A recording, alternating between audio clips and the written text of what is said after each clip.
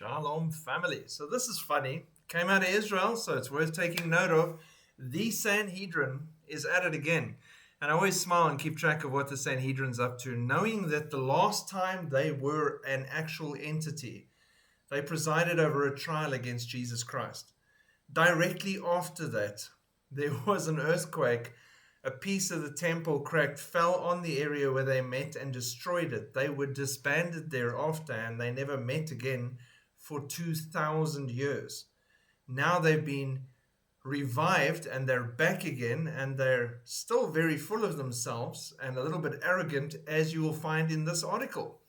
The Sanhedrin petitions heaven to reveal the Mashiach and rebuild the temple. The Nation Sanhedrin issued a formal ruling this week. I'm sure God is definitely on the edge of his seat listening to what he has to do now. Formally, they petitioned heaven to remove hostile forces from the Jewish people and the land of Israel, number one, to reveal the Mashiach, number two, you're a bit late to the party, been done already, and number three, rebuild the holy temple and restore prophecy. Not every rabbinic authority is accepting that the modern Sanhedrin holds that kind of authority to demand anything from heaven. One member interviewed after the session stated plainly, not everyone accepts that, but the fact is that they have made rulings which have had very serious ramifications around the world. The first demands that every form of internal corruption, every Amalekite and Ishmaelite force, every traitor and all forces of evil depart from the Jewish people and from the land of Israel. The second asks for the revealed and powerful kingship of the Holy One upon the Jewish people and the entire world, that the righteous Mashiach be revealed and that every obstacle be removed so that the Beit HaMikdash, the third temple, may be built. The third requests the restoration of prophecy to Israel and protection for its prophets.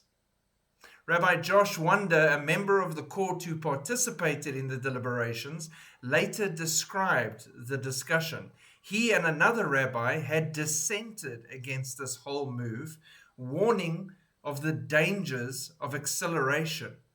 By speeding things up, we risk making things a lot worse in the short term and much more painful. He linked the ruling to the events of October 7, describing that day as a massive leap in the redemption process and also bringing profound suffering. Looking ahead, he offered a stark caution. If this has the effect that we hope it has or believe it has, you should buckle up because things are going to get really rough very soon. Now, he's on point with that. Buckle up, buttercup. Things are about to get way rougher than they are right now, and very, very soon. Because very soon, we the redeemed who happen to know who the Messiah is will be leaving. The believers will be leaving shortly. So, yeah, they can petition and demand whatever they want from heaven. That is not going to work. They need to call on the Lord in repentance. They need to see their Messiah, Jesus Christ, Yeshua HaMashiach, in Isaiah, in the Psalms, all over the Tanakh, and turn their hearts back to him.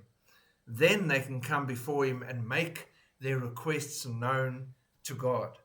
That's kind of how the process works here. You're not making demands of God at all. That's not how it works. And you want the revealing of the Messiah? I pray that that part is revealed to every single Jew right now, that God will reveal to them the Messiah they're calling upon to be revealed and shown to them, that he will reveal it in their holy scriptures and show them that it is Jesus Christ all along, that he still reigns and sits on the throne, that he still watches over Israel and does not slumber nor sleep, and that they can still call on him and turn to him and accept him as their Lord and Savior. End times indeed.